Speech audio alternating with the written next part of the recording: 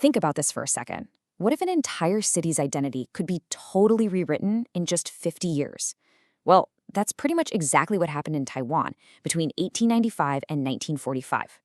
During the period of Japanese rule, the island's whole look, its architecture, went through this massive revolution. It was so fast and so deep that you can still see the impact on almost every street corner today. Right? If you've ever walked the streets of Taipei or Tainan or Taichung, you've definitely seen it. This beautiful, kind of jarring clash of old and new. You've got these grand European-looking buildings sitting right next to slick modern skyscrapers. And you have to wonder, where did these ghosts of Europe come from? Well, today, we're going to put the pieces of that puzzle together. 50. Just 50 years. That's all it took. And to put that into perspective, that's less time than the average person lives. In that tiny window of time, the whole urban fabric of Taiwan was completely rewoven, laying the groundwork for the incredible cities we see today. This wasn't just about putting up buildings, it was a total reinvention. So to really get a handle on this transformation, we've got to break it down into 3 distinct acts. First, you have the super practical Meiji period, then the really grand, over-the-top Taisho period, and finally, the innovative Showa period. Each one has its own vibe, its own architectural signature. So let's dive in, starting right at the beginning. You know, these first 2 periods are a perfect study in contrasts. We're going to see this huge shift in thinking, moving away from just the bare-bones basics needed to run a colony to this big, extravagant celebration of imperial power. It's a journey from pure function to just breathtaking flourish. In those early days during the Meiji period, there was just no time for fancy details. The mission was simple: get control and drag the island's infrastructure kicking and screaming into the modern age. Every single brick, every beam, it all served one purpose. Was it pretty? Not particularly. But was it effective? Oh, you bet it was. Okay, so this really captures the whole vibe of the Meiji period. It was all about building a modern colony from the ground up. The architecture itself was a pretty simple, no-nonsense mix of Japanese and Western styles, using practical stuff like brick and wood. But the real revolution, the thing that changed everything, was happening underground and across the landscape. We're talking railways, sewers, and running water. That was the real game changer. Buildings like the old Tainan weather station weren't just buildings. They were literally the engines of a brand new era. But then, right around 1920, the whole script just flips. The foundation's been laid, control is solid, and now it's time for show. The mission for architects totally pivoted. It went from humble function to this bold, loud declaration of power. This was the start of the Taisho period, an era where buildings didn't just stand there. They shouted about the might and permanence of the Japanese empire.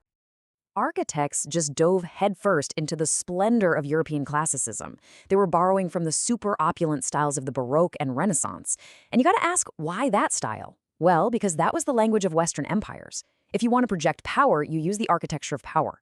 Just imagine walking up to a building that's perfectly symmetrical, with these massive columns reaching for the sky, covered in detailed carvings. The presidential office building in Taipei and the Tainan District Court are just stunning examples. These weren't just offices. They were designed to make you feel small, to fill you with awe. So, what's the bottom line here? When you put them side by side, you can see this incredible evolution. You go from the simple, functional buildings of the Meiji period to the ornate, symbolic monuments of the Taisho era. It's like they went from building a colony to, well, decorating an empire. A simple shift, but a really profound one. But hey, just when you think you've got the pattern figured out, a whole new force enters the scene. As the world speeds into the 1930s, the sleek, clean lines of modernism start to clash with the rigid demands of imperial ideology. And this collision, it sparked a total creative firestorm, a desperate search for a new architectural identity that could be both modern and unmistakably Japanese. And that brings us to the final act, the Showa period. This was a direct answer to the global wave of modernism and these revolutionary ideas coming out of places like the Bauhaus School in Germany. All of a sudden, the fancy decorations of the past just felt old-fashioned. The new mantra was form follows function. And that meant stripping buildings down to their basics: clean lines, big horizontal windows, and this revolutionary new material called reinforced concrete. It was a massive departure from everything that came before. So this created a really fascinating problem for the architects at the time. How do you embrace this clean, functional, modern look without completely losing your own cultural identity? I mean, you can't just copy the West, but going back to old traditions felt like you were moving backward. The answer they came up with was just genius. A brilliant fusion of two worlds. Their solution was something called the imperial crown style, or Teikan-shiki, and the idea, as you see it defined right here, was as elegant as it was simple. You take a modern, Western-style building with all its clean lines and functional design, and you crown it with a traditional Japanese roof. And the result was this incredible hybrid, a building that was looking to the future but was still deeply rooted in its own culture. And the Tainan Art Museum 1, which used to be the city's police station, is the absolute poster child for this style. Just look at it. You see those sharp, geometric lines of the building's body? That's pure modernism. But then you look up, and that elegant, sweeping Japanese roof? That's the crown. It's this powerful symbol of an empire racing towards the future without leaving its past behind. But not every new building wore the imperial crown. In the busy commercial districts, a more pure form of modernism really started to take hold. The Hayashi department store in Tainan is the perfect example. Here, you don't see a traditional roof. It's just a clean, elegant building, huge windows, and even groundbreaking tech for the time, like Taiwan's first ever commercial elevator. This was the architecture of a whole new consumer age. Okay, so what did this 50-year architectural whirlwind actually leave behind? Well, it wasn't just a bunch of cool-looking buildings. It was basically a blueprint for the modern Taiwanese city, a framework that was built around 5 key types of structures that, yep, you can still see all over the place today. First up, the halls of power. These towering government buildings, like the Taichung Prefectural Hall, were absolutely designed to intimidate and impress. Their huge, classical or imperial crown designs were a constant, in-your-face reminder of exactly who was in charge. Second, you've got the engines of modernity. These grand train stations, like the one in Hsinchu, were way more than just a place to catch a train. No, they were like temples to technology and connection, symbolizing a new era of speed that was making the island feel smaller and bringing people closer together. Third on our list, the rise of the city itself through its commercial buildings. Like we saw with the Hayashi department store, these new buildings weren't just for shopping.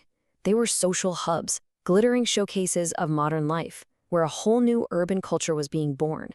Fourth, and this is so important, the foundations for a new society. Modern schools and hospitals were built with these revolutionary new ideas about natural light and hygiene. This was a direct investment in the health and education of the people. And it wasn't just about social welfare, it was about building a more productive, more efficient colony. And finally, number 5, the tools of culture. The construction of Shinto shrines and public assembly halls was a really strategic move to export Japanese culture and values. These weren't just community centers, they were ideological outposts designed to shape the hearts and minds of the Taiwanese people. So let's just recap the huge legacy of this 50-year architectural blitz. As we can see here, it absolutely kick-started Taiwan's modern infrastructure. It brought in this incredible wave of Western architectural styles. It created the totally unique imperial crown fusion style, and it literally laid down the street grids that still define many of Taiwan's cities today. In short, it changed pretty much everything. So, the next time you're in Taiwan and you find yourself standing in front of one of these incredible buildings, I want you to ask yourself, what story does it tell you? Is it a story of progress and modernization, or is it a story of conquest and colonial power? The truth, as it usually is somewhere in the middle. And it's in that gray area, that beautiful, complicated space between pride and pain, that the true legacy of these buildings really lives.